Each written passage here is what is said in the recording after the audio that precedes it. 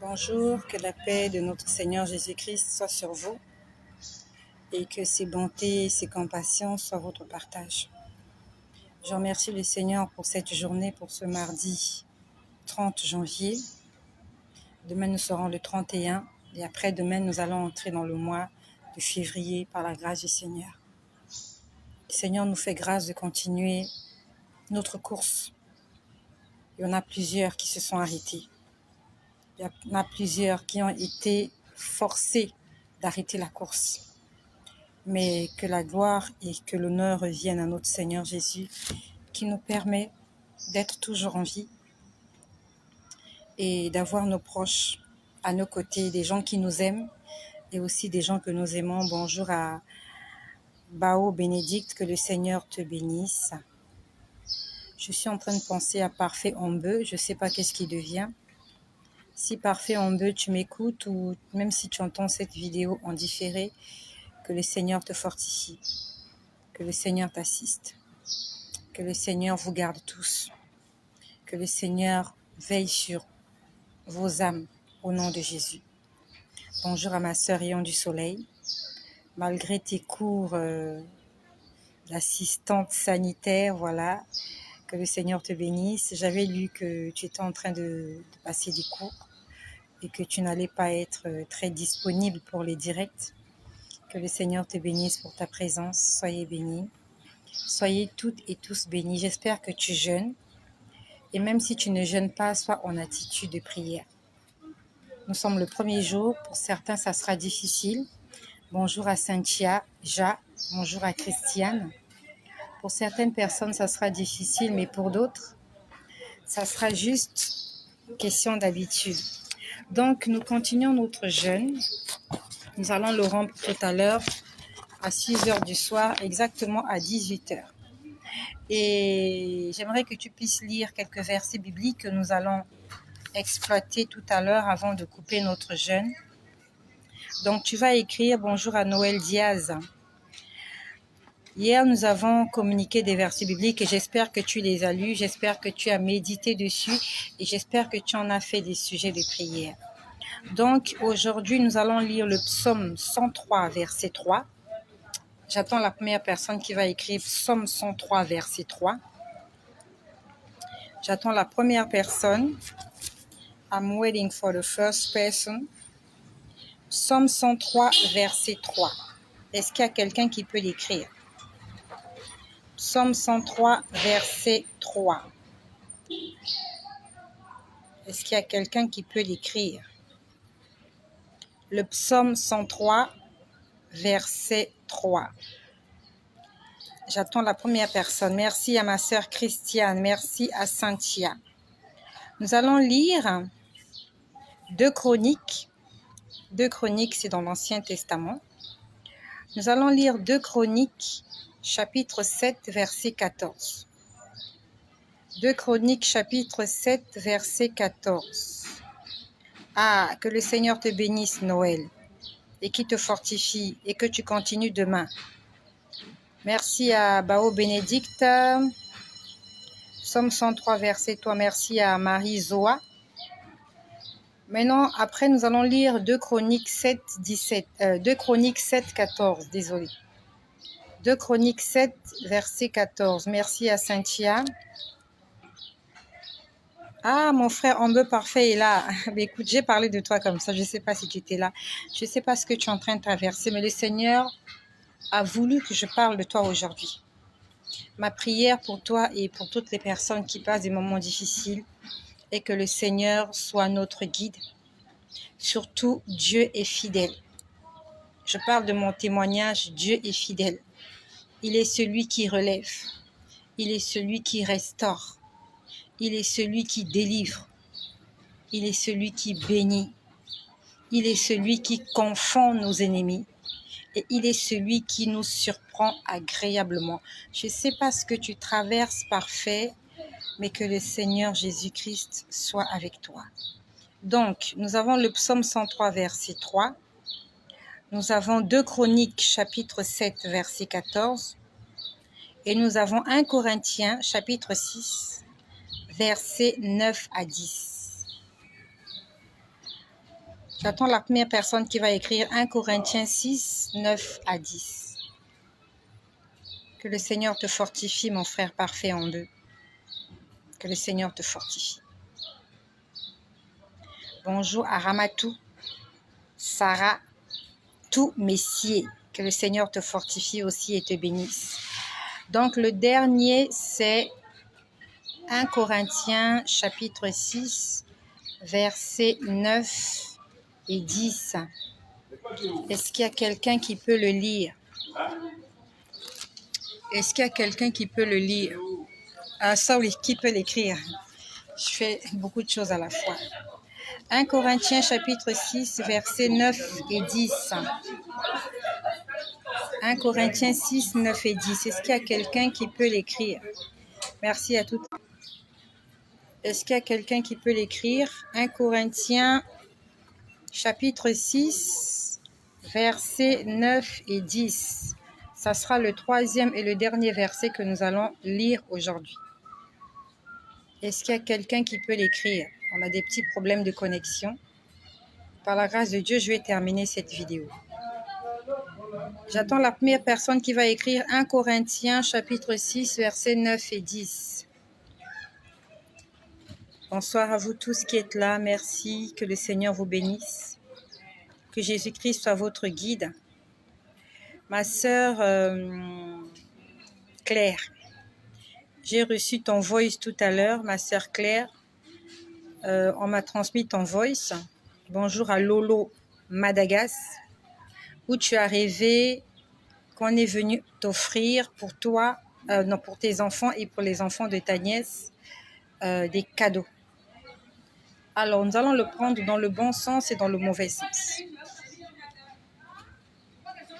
Bonjour à ma sœur Clarisse Kamsu, que le Seigneur te bénisse, que le Seigneur te fasse du bien, que le Seigneur se souvienne de toi et de tout ce que tu fais pour le royaume. Donc, ma sœur, voilà, Marie Zoa, 1 Corinthiens 6, versets 9 et 10. Bonjour à Timothée, élu de Dieu, Narcisse de Saran, soyez bénis. Donc, pour ceux-là qui n'ont pas suivi hier comment nous allons prier, je vais lire un passage parmi les 3 passages que je vous ai communiqués. Je vais lire un passage et je vais nous montrer comment transformer un passage biblique en un sujet de prière. Je prends l'exemple. Lorsque nous allons lire 2 Chroniques, chapitre 7, verset 14. 2 Chroniques, c'est dans l'Ancien Testament. Il est écrit exactement ceci. Si mon peuple, sur qui est invoqué mon... Les hommes n'aiment pas s'humilier, les hommes aiment seulement prier. Mais là, il y a d'abord le verbe s'humilier, prier et chercher la face de Dieu. Et je suis sûre que parmi ces 3 verbes-là, parmi ces 3 actions-là, nous, on aime seulement prier. On ne veut pas s'humilier. On ne veut pas chercher la face de Dieu. On veut seulement prier. On veut seulement prier, prier, prier. Et on attend que Dieu puisse agir seulement en priant. On ne veut pas s'humilier. On ne veut pas chercher la face de Dieu. Que le Seigneur nous aide. Et nous allons en faire un sujet de prière. Nous allons en faire un sujet de prière. Seigneur, apprends-moi à m'humilier. Et aujourd'hui, je viens m'humilier devant toi. Seigneur, je te prie.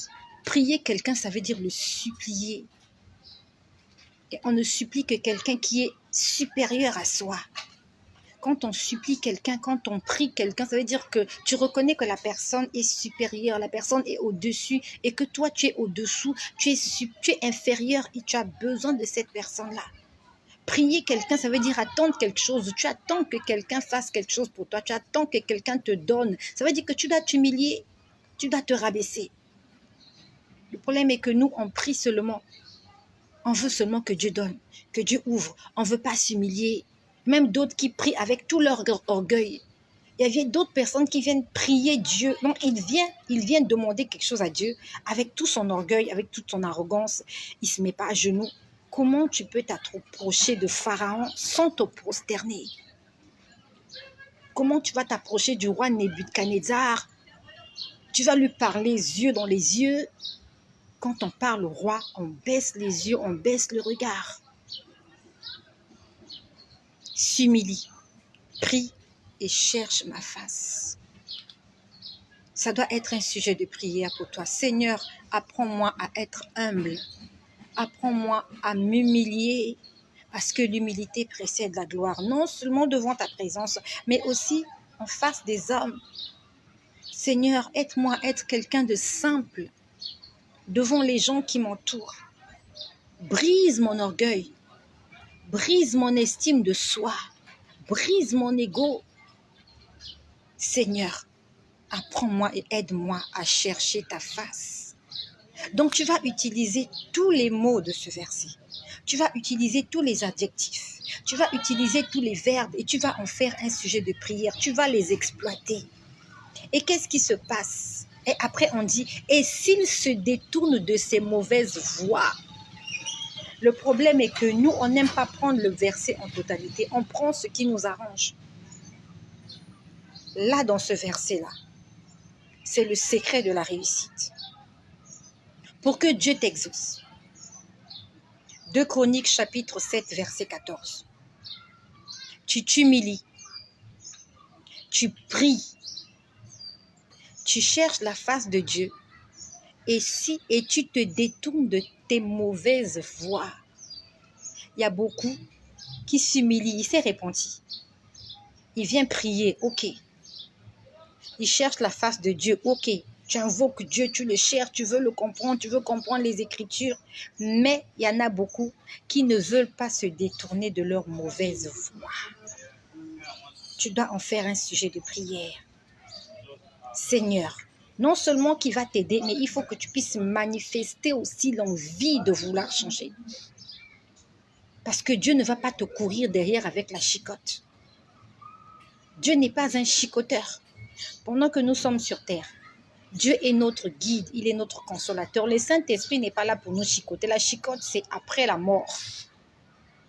La sentence, c'est après la mort. Le jugement, c'est de l'autre côté. Pendant qu'on est ici, il n'y a pas de jugement. Pendant qu'on est ici, il y a l'observation, il y a la guidance du Seigneur, il y a la consolation, il y a les conseils du Seigneur, il y a l'assistance de Dieu. C'est comme pendant l'année scolaire. On ne peut pas d'office proclamer ou déclarer que tu seras échoué. Non. Pendant l'année scolaire, le rôle du professeur, c'est d'accompagner l'élève, de mettre à la disposition de l'élève tout ce qu'il faut pour qu'il puisse admettre à son examen. Si tu ne comprends pas, il va t'expliquer. Il va te faire des cours de remise à niveau. Il va t'accompagner. Et après, il y aura un examen que tu dois passer. Il y aura un concours que tu vas passer. Et c'est au-delà de ce concours-là que tu seras soit déclaré admis ou échoué. Donc, pendant qu'on est encore sur terre, on ne sait pas qui est admis, qui est échoué. Donc là, c'est l'année scolaire. Parce que nous savons que les examens aussi ont des surprises. Il y a des gens qui ont été échoués toute l'année. Ils n'ont rien compris, mais à la fin, il a passé l'examen et il a admis à son examen. Il y en a d'autres aussi, ils étaient des élèves canons, ils étaient, comment je peux dire, des références en classe à l'école, mais à la fin de l'année, il fait l'examen, échoué, il reprend la classe.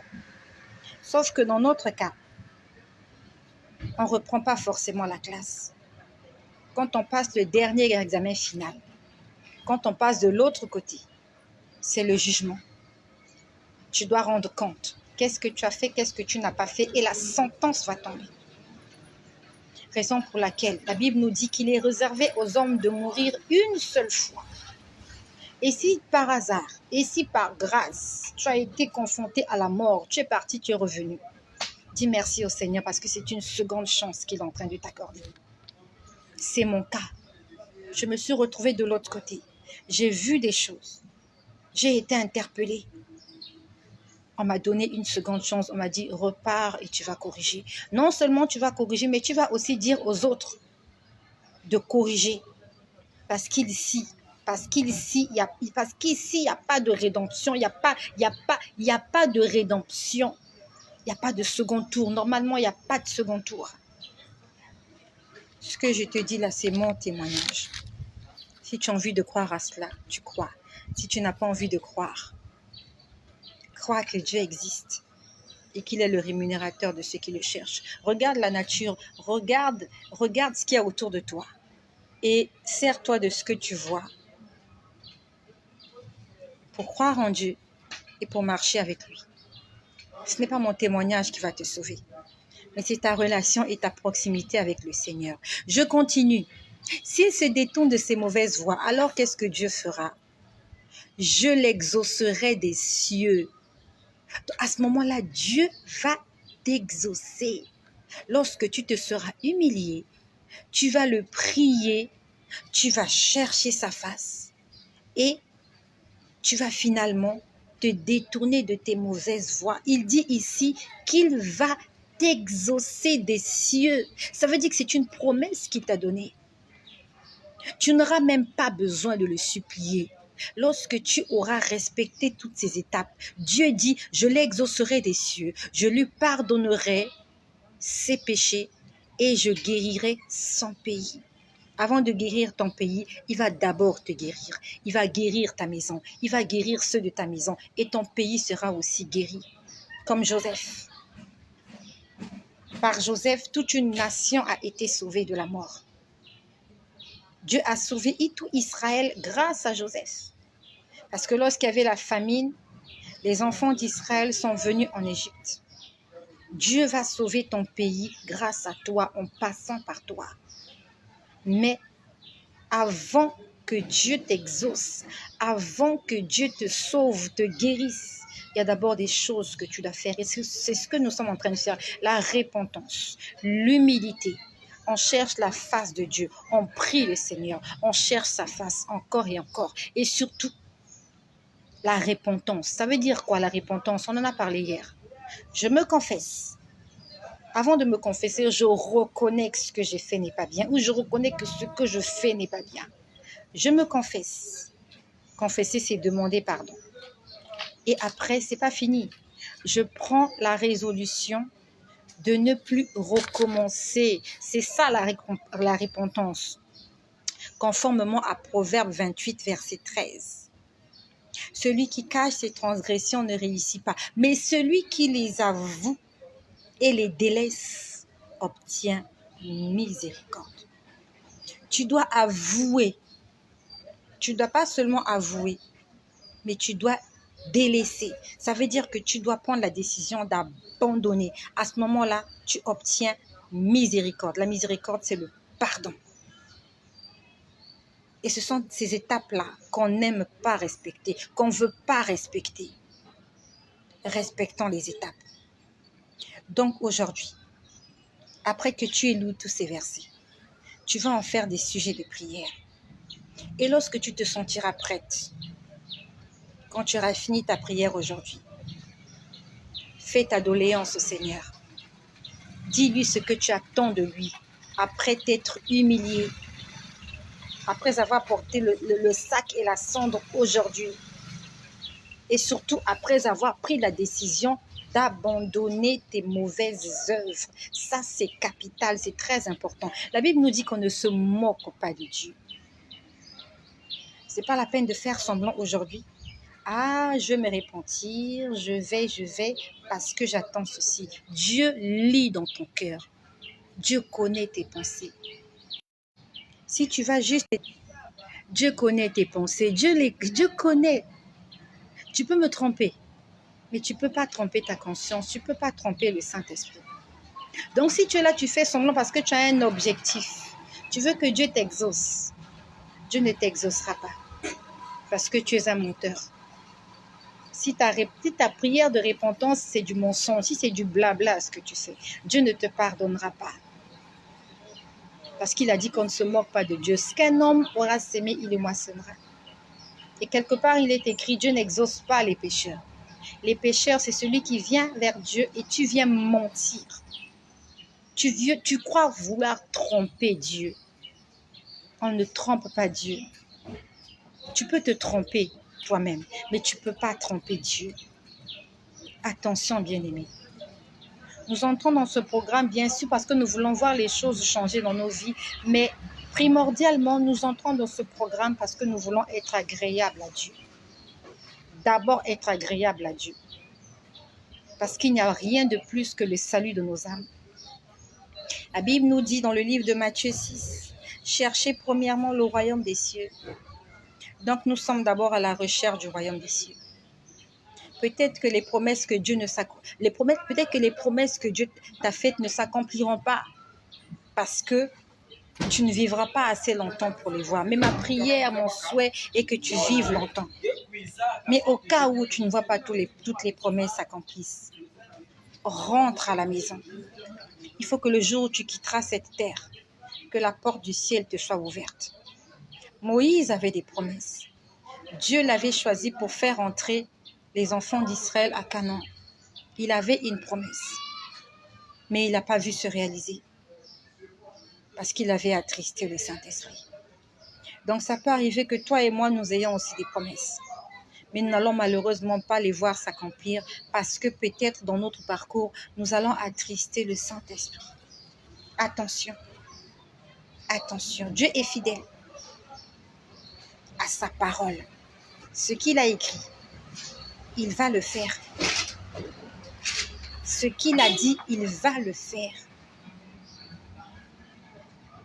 Je te laisse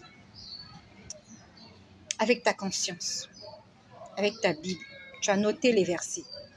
1 Corinthiens 6, 9 à 10. Psaume 103, verset 3. Et 2 Chroniques 7, verset 14. Tu vas les lire avant de rompre ton jeûne ce soir.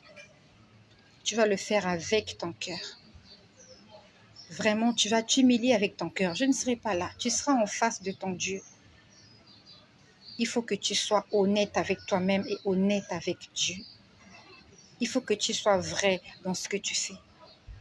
Si tu sens qu'il y a encore de l'hypocrisie dans ce que tu fais, demande à Dieu de te briser. Mais ne prends pas des décisions tout en sachant que tu ne vas pas les respecter. Ne te moque pas de Dieu, s'il te plaît. Ne nous moquons pas de Dieu. Il est Dieu. Et sa colère est au-dessus des colères de tous les hommes que nous voyons là. Je ne sais pas quel est ton bourreau.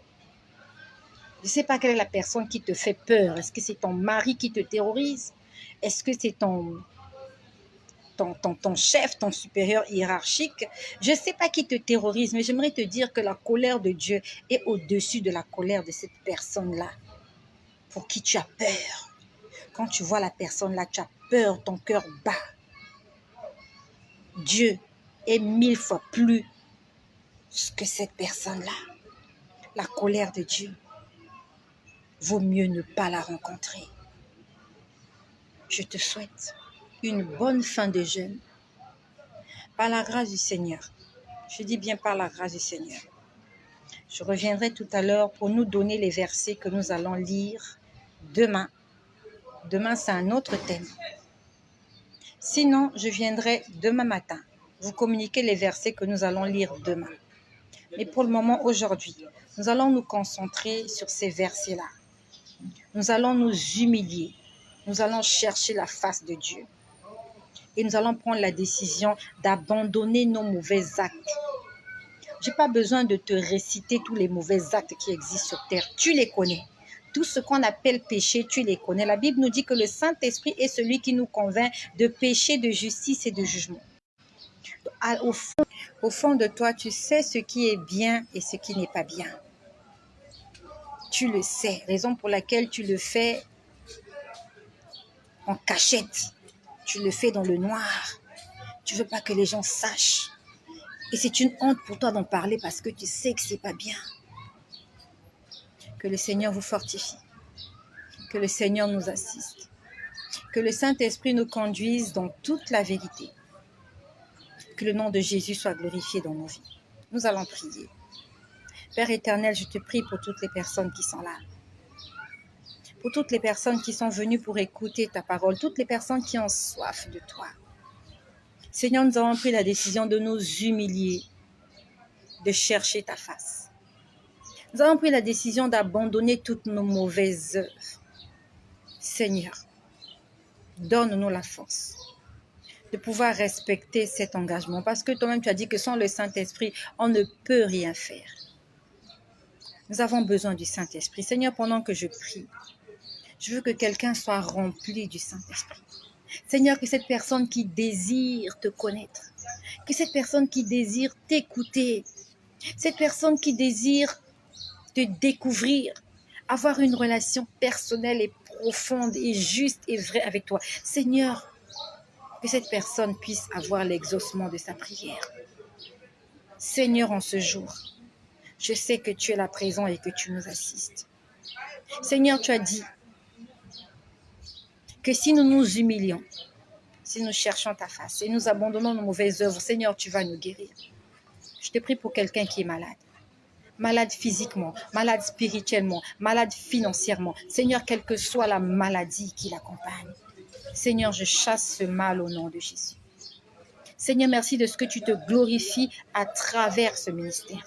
Merci de ce que tu te glorifies au travers de ma humble et simple personne. Merci parce que tu te manifestes et tu te glorifies au travers de cette personne qui m'écoute. Parce que tu veux te servir de chacun d'entre nous afin de faire éclater ta gloire. Merci Seigneur, parce que tu nous as élus. Merci Seigneur, parce que tu nous amènes à l'autre bord. Merci Seigneur, parce que tu n'as pas fini de nous montrer des choses que tu as cachées aux sages et aux intelligents de ce monde, mais que tu as pris la décision de nous montrer à nous, tes enfants. Glorifie-toi Seigneur. Merci pour cette personne qui va témoigner à la fin de ce jeûne. Parce que tu es le rémunérateur de ceux qui te cherchent. À toi la gloire, à toi l'honneur, à toi la puissance, à toi l'exaltation, à toi les acclamations, à toi les actions de grâce, au nom puissant et glorieux de Jésus-Christ. Que le Seigneur bénisse toutes les personnes qui soutiennent cette page en partageant, en commentant et en invitant plusieurs. Soyez bénis.